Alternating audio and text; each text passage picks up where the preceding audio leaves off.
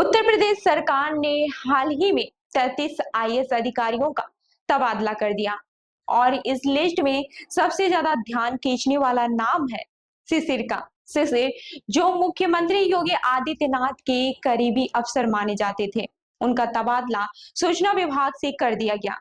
उन्हें अब एमएसएमई और निर्यात प्रोत्साहन विभाग का विशेष सचिव बना दिया गया है। लेकिन सवाल यह है कि इतने सालों तक योगी सरकार के सबसे विश्वास पात्र अफसर रहे शिशिर को अचानक क्यों साइडलाइन कर दिया गया।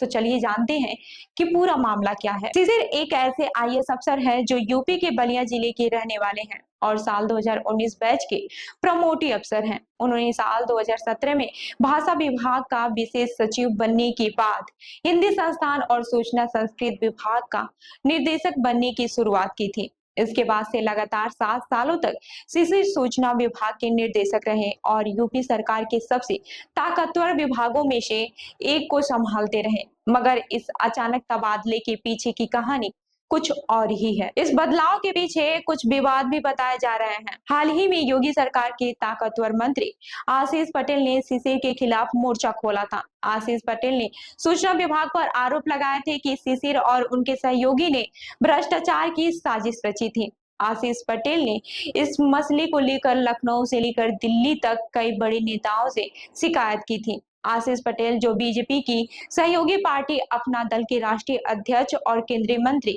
अनुप्रिया पटेल के पति हैं, उनका आरोप था कि उनके विभाग में हुए नियुक्तियों में कुछ गलत था और इसके पीछे शिशिर का हाथ था। आशीष पटेल के आरोपों के अलावा सूचना विभाग के बजट पर भी कई सवाल उठ चुके थे। इस विभाग के जरिए सरकार ने कई हजार करोड़ रुपए खर्च किए, लेकिन इस खर्च की सही योजना और उद्देश्य को लेकर कई बार सवाल उठे। यहाँ तक कि पूर्व मुख्यमंत्री अखिलेश यादव भी इस मुद्दे को उठा चुके थे।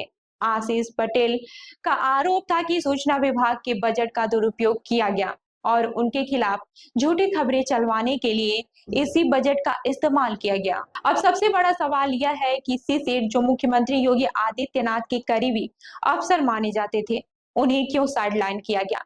यह सवाल लखनऊ के सियासी गलियारों में चर्चा का विषय बना हुआ है।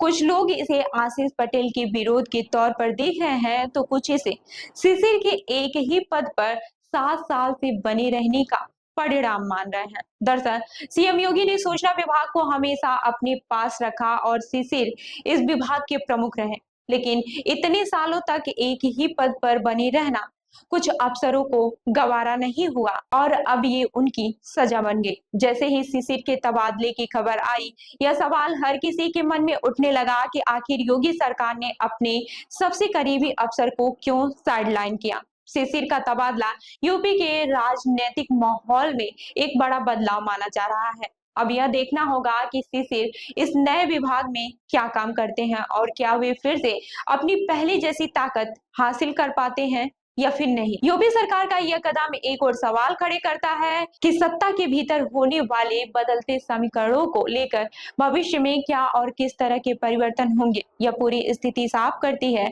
कि राजनीतिक और प्रशासनिक हलकों में बहुत कुछ चल रहा है जो अब सामने आ रहा है। तो इस खबर पर आपकी क्या राय है, हमें जरूर बताएं और ऐसी ही अन्य खबरों के लिए हमारे चैनल को लाइक करें, सब्सक्राइब करें।